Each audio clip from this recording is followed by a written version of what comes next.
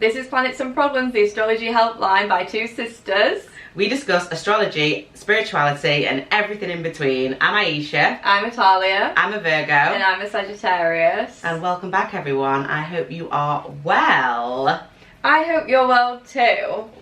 So, right. Yeah. This is the thing that I've been meaning to tell you. Okay, I'm ready. So, I feel like you touched on it a few episodes back now. When we were going into the new year, we had like a new year episode. Yeah. And you were talking about how, like, you know, people are doing all this manifesting and getting ready for the new year. But the reality is, right off fucking January and February, because nothing new is coming about, nothing's coming into action until, you know, spring. Sun comes up. Right, yeah.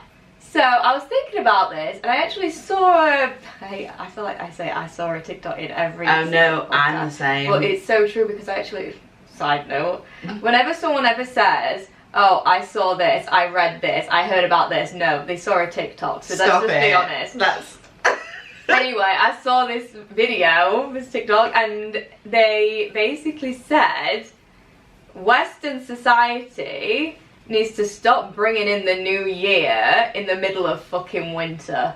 It is so funny because I didn't even see a TikTok, but I was thinking about this the other day. Carry on. Yeah, we go on. I was thinking about this the other day because I was thinking about how I feel like I come alive when the clocks change, and the clocks don't change in every country, and first of all. Wait, how does that work? What do you mean, mate? Because we don't have, everyone's Oh on no, time zones. And then we go back again anyway, so it's not like we keep going back and back and back. No, okay. we go forward and then we go back in the winter. So we go forward in the spring and back in the winter. But regardless of that time change, because of the season change, it's darker. So even if we didn't move the time, we would still have those shorter days. And obviously, you get it goes shorter, and then you get to the winter solstice, which is actually your birthday, which is 21st of December, and then the days start to get longer again, and you get more daylight, and it just slowly comes. And I start to feel that when it gets to March, the end of March, when the clocks go forward, I start to feel like alive again. And let's face it, I don't know for anyone else, but nothing really happens for me in January and February. But then I get to, I'm sure it's different for everybody, but when I get to March, that is when I start to like take action and things start to like happen to me or for me or whatever. And it does almost feel like a new year. Like that feels like my new year. New Year's Eve, that is what we say. We celebrate New Year's Eve and it's a new year, because it technically is. It's a different number. But to me, the new year is not until the end of March. Yeah. Do you feel like that as well? 100%, yeah. I get it now. Yeah, because technically, if you think about it, like you have your new year at the end of March, and then you've got your spring, you've got your summer, you've got your long days, and then you've still got your different seasons. Let's you've still got celebrate spring, this year. because you've still got spring, summer, your autumn, and then in the autumn the clocks change, and then like that can be like almost like your end of year. So I guess like spring, summer, autumn, and winter. And then that's winter. Your year. Yeah. End of this March, we are celebrating the new year. Yeah. How are we gonna celebrate? Just how you would any new year. So we'll do or is it gonna be? Or maybe we do make a day of it. And the day we do like some like manifesting, writing our goals, That sounds so and then the day we go out, in the night we go out and celebrate. That sounds so good. Maybe we'll do a poddy on it as well. Maybe you guys can come with. Yeah, that'd be fun. But like you will do, like we can discuss it and do. It doesn't have to be like a countdown, but it almost can be a countdown, because you can 31st of March. Are you going to count down to the clock's changing? Would you? 10, 9, What? 8, And then the clock goes forward.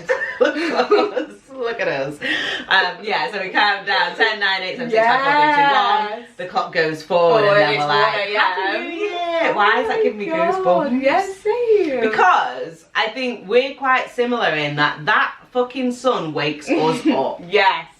I sleep with the blinds open now because it is starting to get a little bit lighter. Yeah. Like earlier now, like 6:30 sometimes. And now I sleep with the blinds open because that motherfucking bitch up there, that's got my back more than anyone. And I feel like, I mean, I'm not being funny, but that's the only thing that keeps us alive.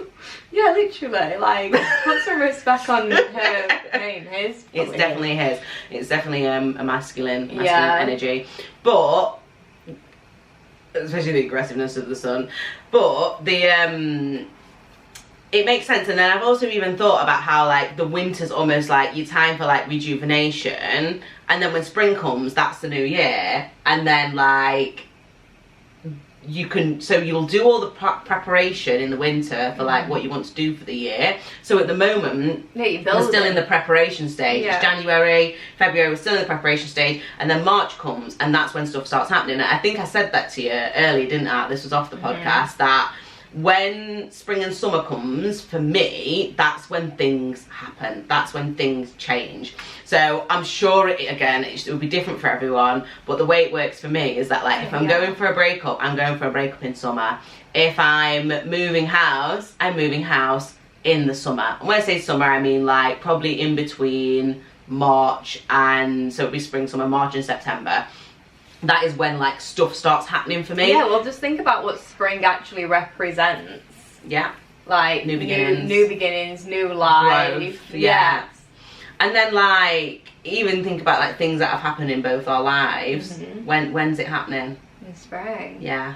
When's like spring/summer is when things happening. When did you meet your boyfriend? It was a hot summer's day. I've had two of my boyfriends that I've met then. Actually, let's go 3. We can even go 4, to be fair. I've probably met all my boyfriends through that summer period. No hot girl summers for us. But not even just that. What I mean is like these monumental changes that you've been planning for whatever it is in that winter period. Yeah. You keep your head down, but there's a thing. It's for grinding. Yeah. And you know, like animals, they prepare over summer for the hibernation. Yeah. Us humans, we go out in the sun. Yeah. We need to prepare in the winter for the summer. And I saw, you know, summer bodies are made in winter. Exactly. Yeah. So your bikini body is made, well, if you want to call it that. I don't like that phrase, but because everybody's a bikini body. But yeah, like beach body. I've got a beach. I've got a body. This is my beach body. Literally. One day that might be me. But yeah, so that is that's. Do you know what what? happens. Sorry. Go on. I'm still wearing the same outfit from last podcast. Do you know what? It's fine. It's fine. I know it's fine. Wait, what's going to happen? I want to turn off now. Guys, we filmed 2 episodes in one day, sorry. Like that's never been done before. But actually, someone sorry, I'm going off on a right tangent, but there's this YouTuber, I don't watch her, I can't remember what her name is, but she filmed 2 videos in one day and tried to make out like it was 2 different days and kept like her hair and makeup the exact same and literally just changed the top, but was like, I think it was something about the 2 videos, they had to be on 2 different days because of like the plot that she was building up to or whatever, and she was vlogging and she's like, it's the next day now, and people were like just calling her out because it just so obviously was 10 minutes after she'd filmed. And people was like, what, couldn't she even just take her hair out of that same like scraped back bun? Right. What have I got for you? I'll do I've got something I guess quick because it guess can be in line with what we were just talking about as well. Also, just quickly, what Atalia was talking about when we were saying about, when you said a few episodes ago, we were talking about how there's a slow start in January.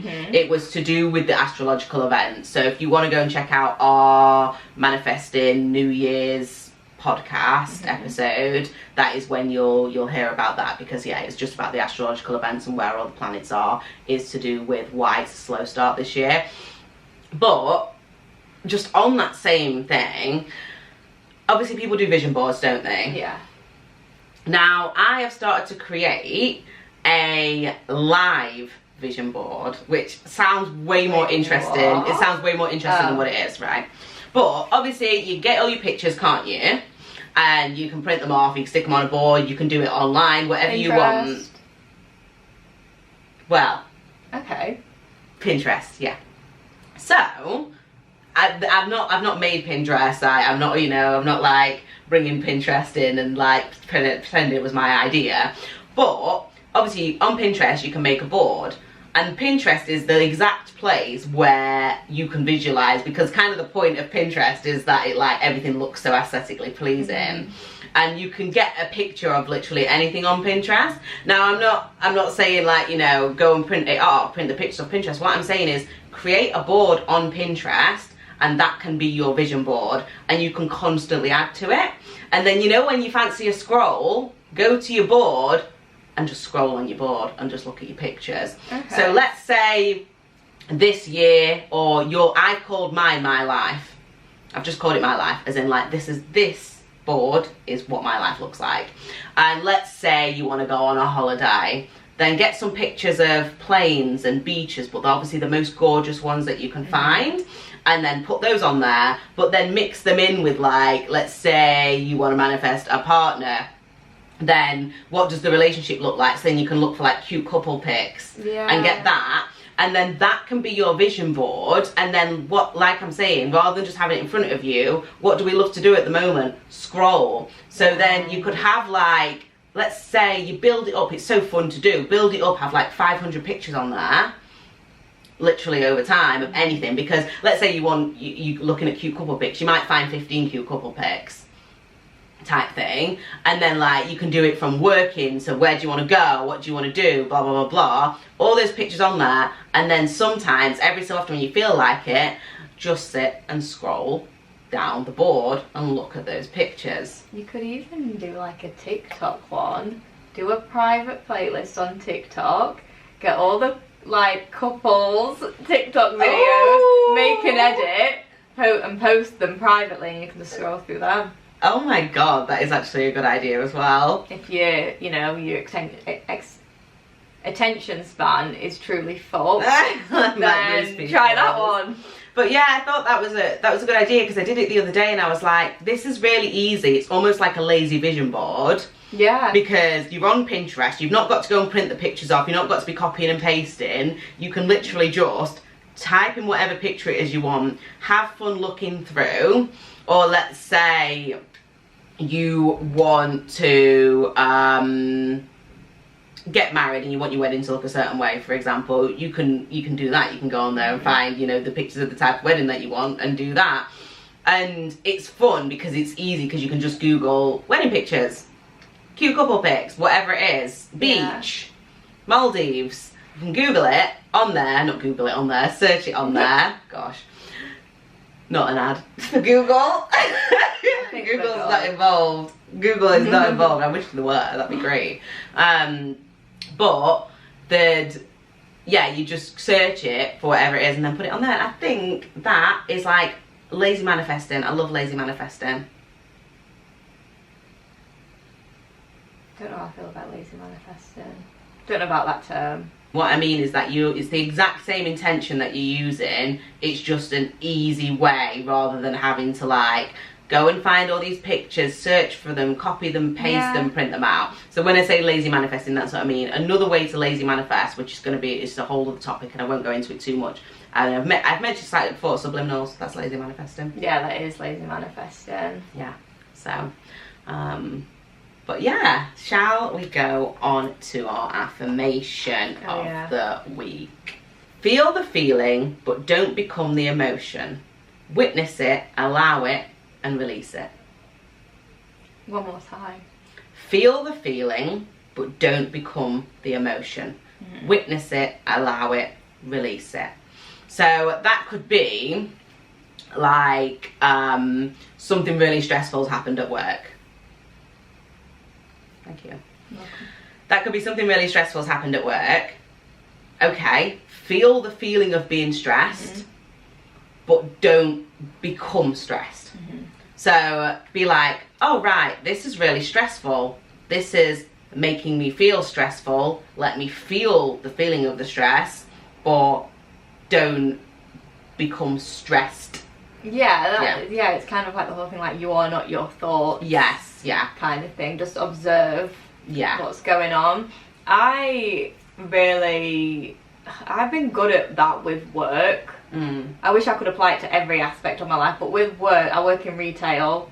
It's a funny time of year in retail. People are just fuming, right, this time of year because they can't get refunds, whatever. I've had to deal with some customers, but I couldn't care less. And it's really getting to like the other people that I work with, like they're coming into work and they're like, oh, I just hope that there's no like annoying customers, like it's draining me, like I don't get paid enough to deal with this. And I'm just like, how, like, I'm just not that attached to it. Yeah, you've got the detachment there, and I've always been really good at that. And I think, like, not to make this like not for anyone to take offense to this, but I think it could be that like you've got all this stuff in your life apart from work, so your job on your list of things that you care about is probably right at the bottom.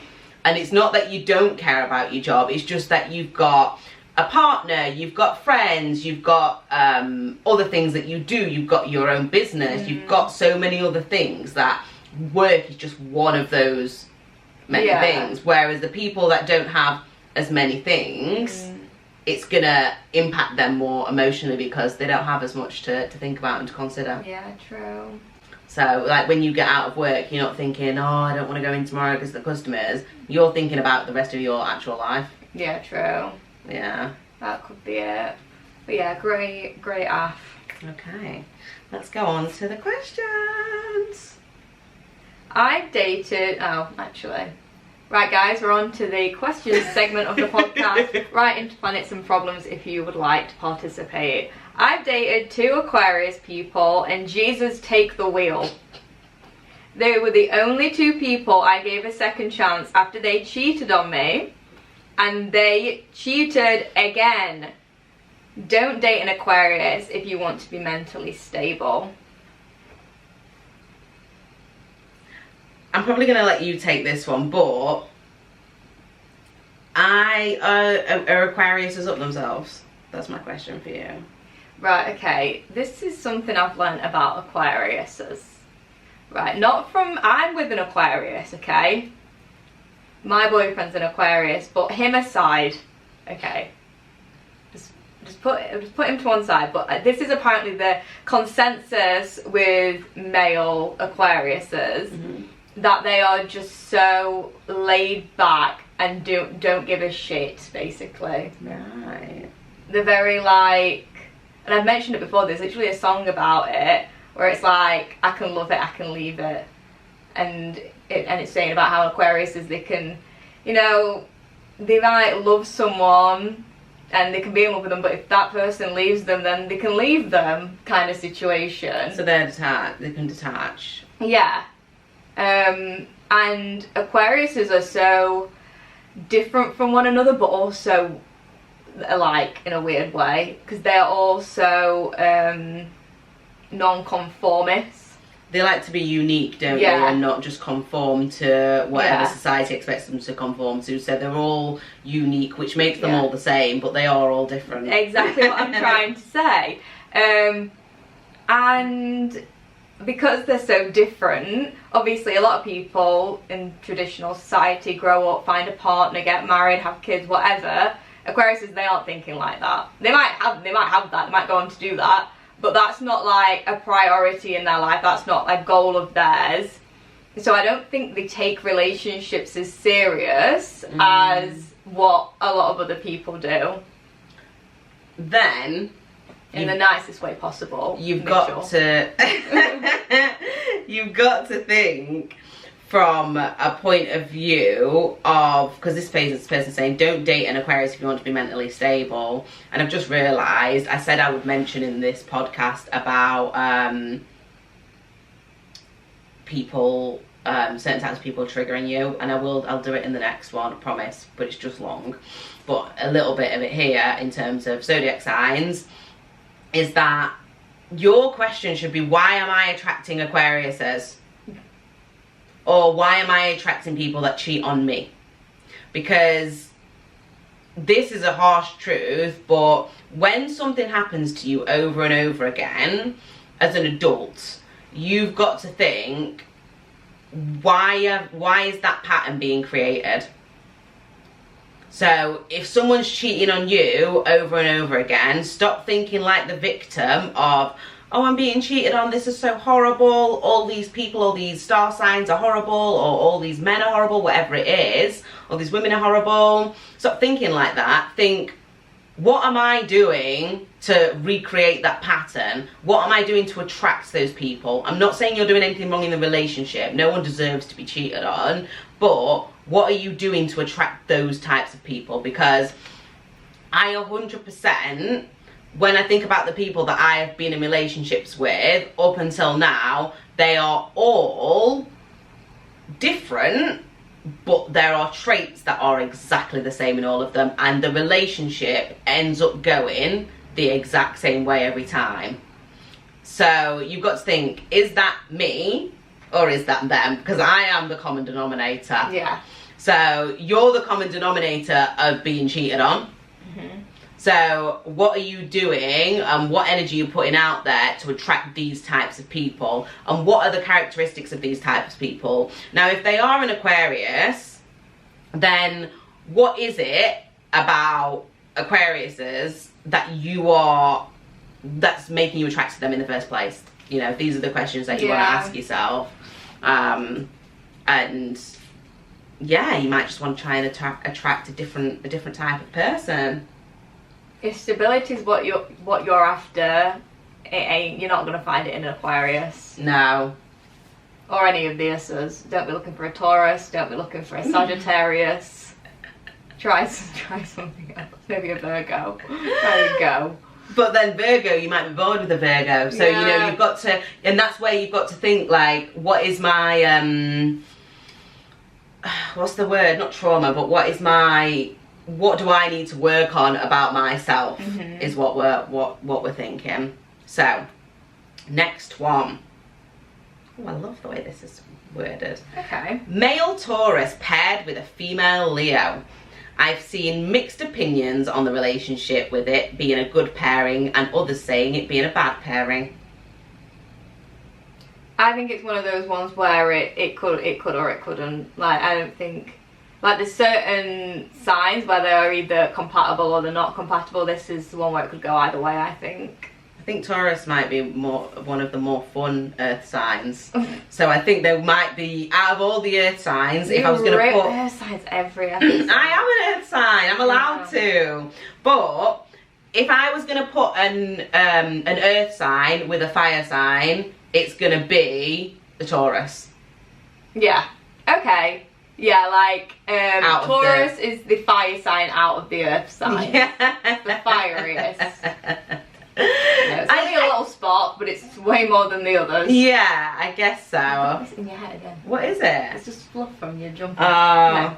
Yeah, I think that would be, that it does kind of make sense to me, but not fully. So I can see, because then I think an earth sign and fire signs don't really go because of the logic of the earth sign, and the fire signs, I guess, ability to be like a little bit more, I don't know if irrational is the right word, but spontaneous. Irrational, spontaneous, trying to find a nicer word. But obviously this is me being very stereotypical of fire signs, but I just imagine a fire sign, like, let's say they're annoyed. The fire sign is going to kick off and start shouting. Again, this is me stereotyping, but this is just like an example. So the fire sign, the Leo's going to kick off, but the earth sign is going to be like logically thinking through their argument and coming up with a whole statement for what they've got to say. Not saying either's better. Yeah, but as we have established, Taurus just isn't any earth sign, and one of the most stereotypical traits about Taurus is in their stubborn nature, especially in arguments. They have this electricity, let's say, just to blow up, basically. And yeah, they're just the word, like, if you're gonna argue with anyone, don't let it be a Taurus.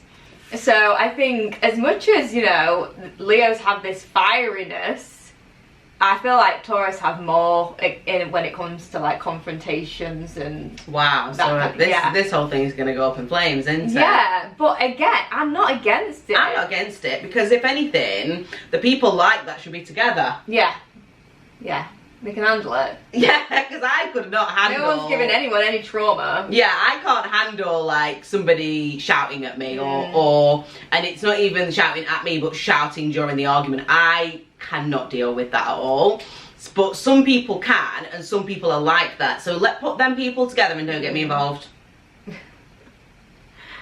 Have fun. In conclusion, give it a go. In conclusion, yeah, enjoy yourself and see what's happening, see what happens. And like you're saying, some people are saying it's good pairing, some people are saying it's bad pairing. Yeah, I get that. And that's because sometimes it's good and sometimes it's bad. So we'll move on to our question of the week. This question has a backstory. So, I know of a elderly couple. Okay. Right. Are you looking at me like I should know who No, this you elderly don't know. You don't know this couple. Okay. I know this couple, you don't. Right, okay. They're in their 70s. Oh my god. They've been together a very long time, as old people usually are. Yeah. And, right, married, loving life, except they aren't. Because it's a man and a woman, and the man, the husband, has been having an affair Right. for 30 years. Oh my god. The woman, she was aware of it and stayed with him, but now, in their 70s, she's decided she's had enough. I'm not being with this man anymore. She's like, fuck this shit. Yeah, I'm out. I deserve better. At the grand age of over 70. Has she been on TikTok and seen like, and Clearly, TikTok's like yeah. swayed her like, you deserve better. So, what the hell? Wait, I've just realised this is to do with the question. And I'm just like, engrossed in the actual story.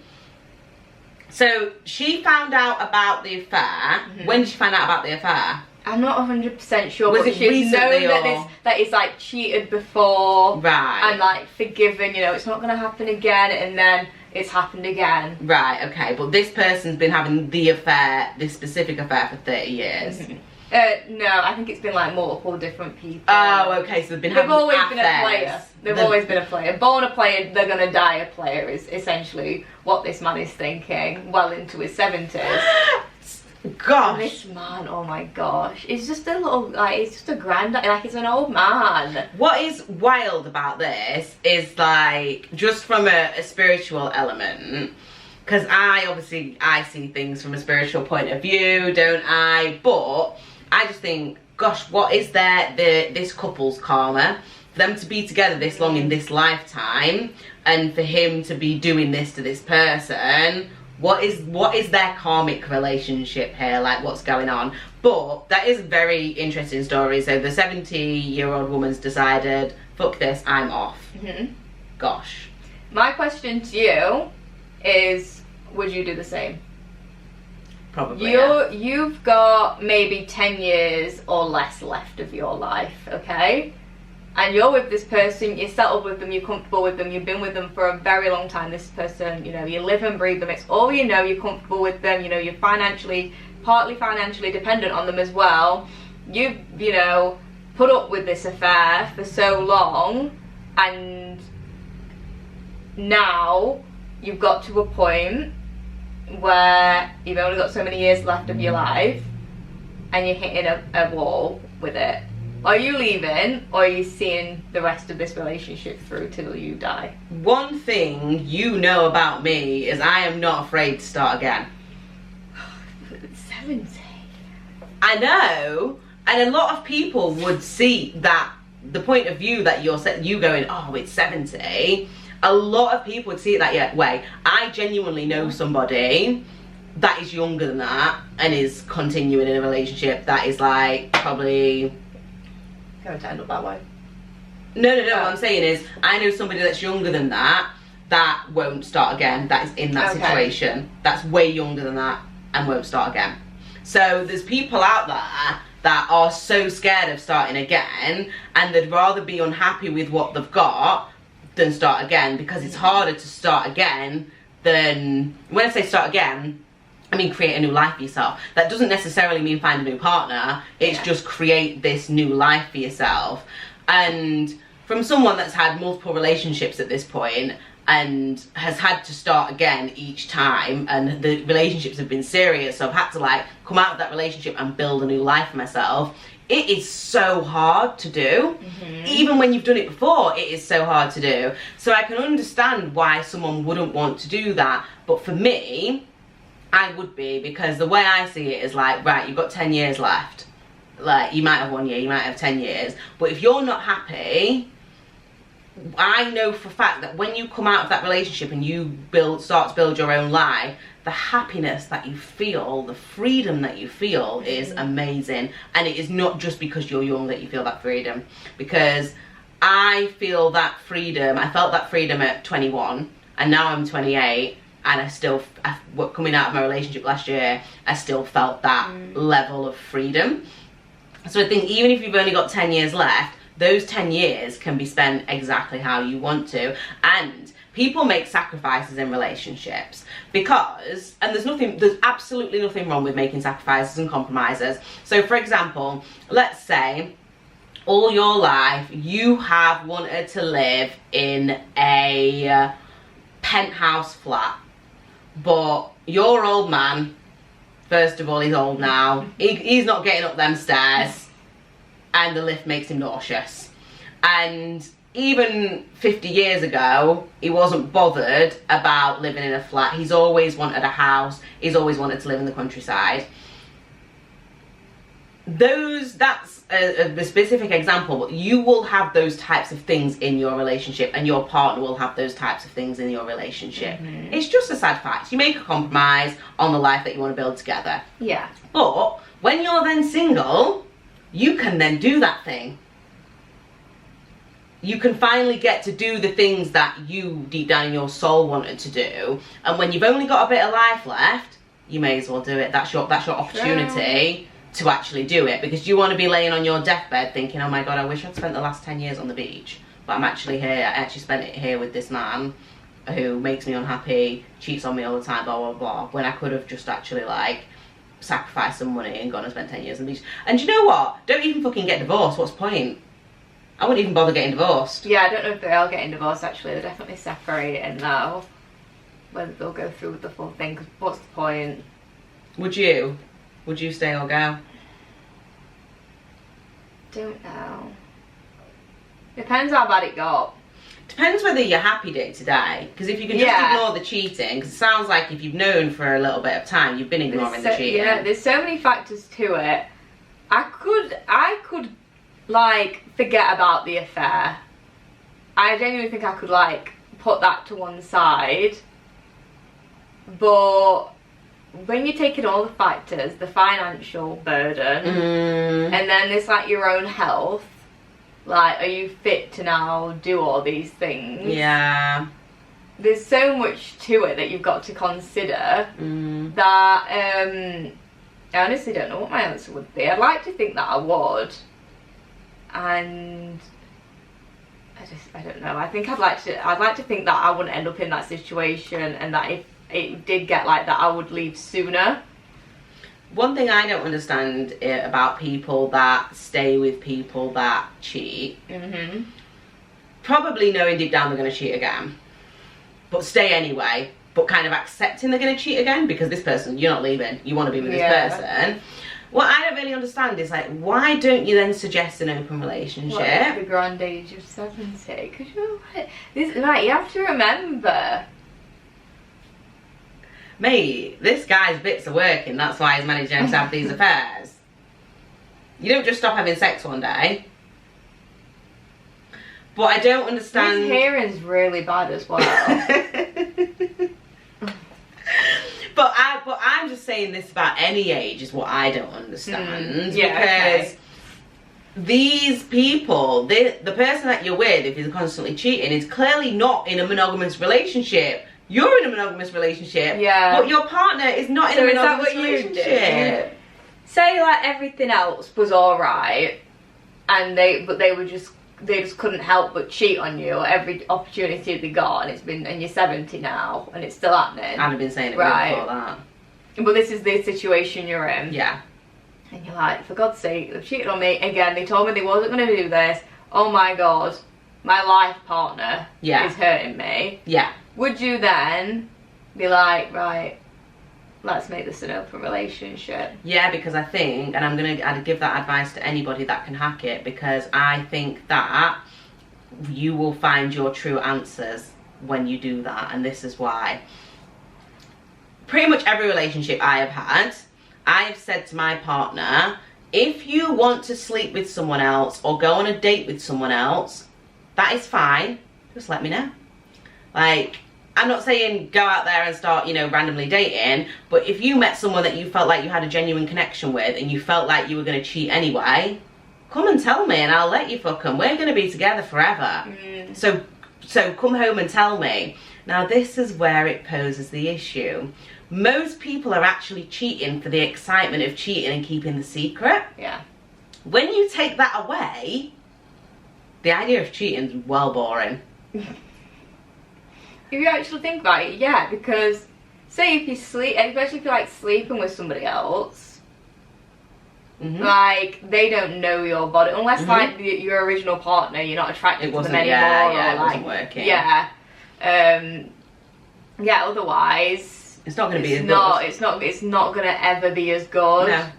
So that is, and then what I'm saying is how this helps you. My nose is so itchy, sorry. How this actually helps you is, say you've not set up your relationship like that at the beginning, but you then think, right, this is a good idea, this person's been cheating on me, I am gonna suggest an open relationship to them.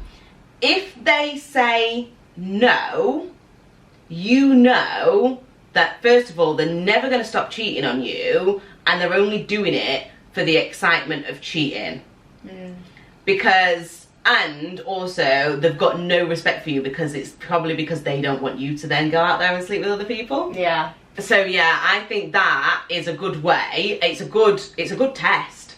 So even if you're not going to do it, even if you're going to be like, you might leave this relationship, it's a good test to sit that person down. You found out they've cheated for the 5th time, you've let them know, you're upset, you've met them to talk about it, and you go, yeah, so, you know, I've been doing some thinking. Obviously, us together isn't really working because you keep cheating on me.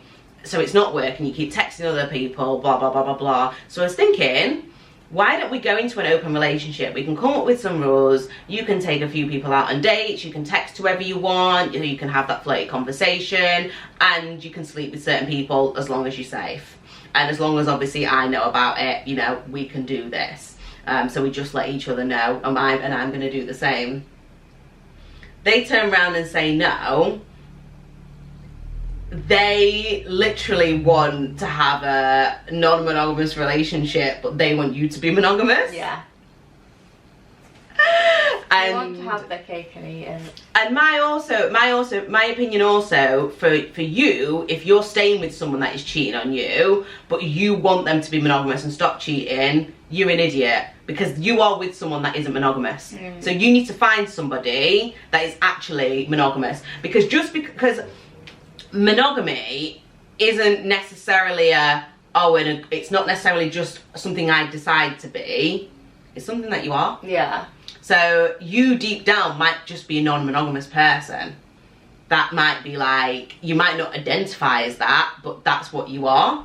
So some people will be out there, they're not very aware that they're actually non-monogamous, but they keep cheating. Yeah. So those types of people, they're the ones that you want to avoid.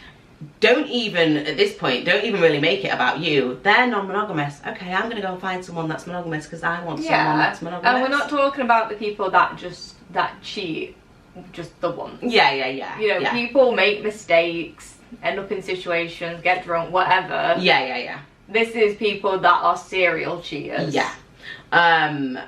Because there'll be people that there's 100% people out there that we know where this has happened multiple times, something has happened multiple times, and then they have a conversation about it, and then they continue, and it's like, yeah, you realise you're not in a monogamous relationship. So yeah. Anyway, Well, good for her. That is my opinion, yeah, and I hope she does really well, and it's really hard to do, and that will take so much soul growth that, to be honest, once she's done that, she'll probably die, because... Go straight to heaven. Yeah, because she's learned all her life lessons, and this might be why she's still alive, because this is the last lesson that she needs to learn before she dies. Gosh, yeah, does that have to be the last round?